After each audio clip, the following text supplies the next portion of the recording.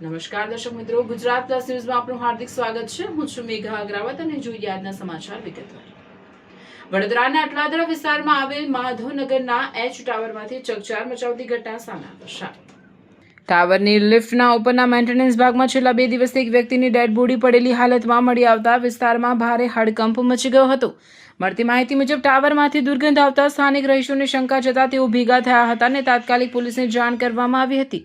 ત્યારબાદ પોલીસ ઘટના સ્થળે પહોંચી તપાસ હાથ ધરી હતી. પ્રાથમિક તપાસમાં મૃતક વ્યક્તિ એ જ ટાવરમાં રહેતો હોવાનું સામે આવ્યું છે. ઘટના અંગે જાણ થતાં જ પોલીસ સાથે જીબીની ટીમ પણ સ્થળ પર પહોંચી હતી અને જરૂરી કાર્યવાહી બાદ ડેડ બોડીને બહાર કાઢવામાં આવી હતી.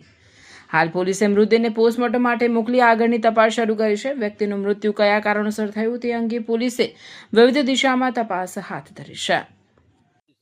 अटलादरा पुलिस स्टेशन के सामने बूढ़ा का मकान आया हुआ है। वहाँ पे लिफ्ट के अंदर फर्स्ट प्रायोरिटी में लिफ्ट के अंदर कोई बंदा फंसा है, वैसा call Vadodara fire and emergency service को मीडिया मित्रों के द्वारा ही हमको कॉल मिला था। तो यहाँ पे स्थल पर आकर हमारी टीम ने पूरा चेक किया तो उधर पे जहाँ पे लिफ्ट का मेंटेनेंस होता है, मेंटेनेंस रूम होता है, वो लिफ्ट के मेंटेनेंस के रूम के अंदर एक बंदा फंसा हुआ था। हम लोगों ने चेक किया तो ऊपे वो इलेक्ट्रिक शॉर्ट सर्किट किया तो कुछ हुआ होगा, उसकी वजह से वो वहाँ पे डेथ हो गई। अभी हमने पुलिस की मदद लिया और जीबी की मदद लेकर उनको बाहर निकाल के अभी टेरेस पे रखा है। उनका वो पंचनामा होगा, आजू बाजू जो भी उनको पूछताछ करनी है, पूछताछ करने के बाद उसको पीएम के लिए रवाना कर देंगे। मैं श्योर नहीं बोल सकता कितने दिन के, क्योंकि बॉडी पूरी डिकम्पोज हो गई है।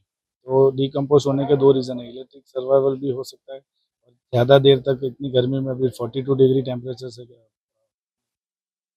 उसकी वजह से भी हो सकता है।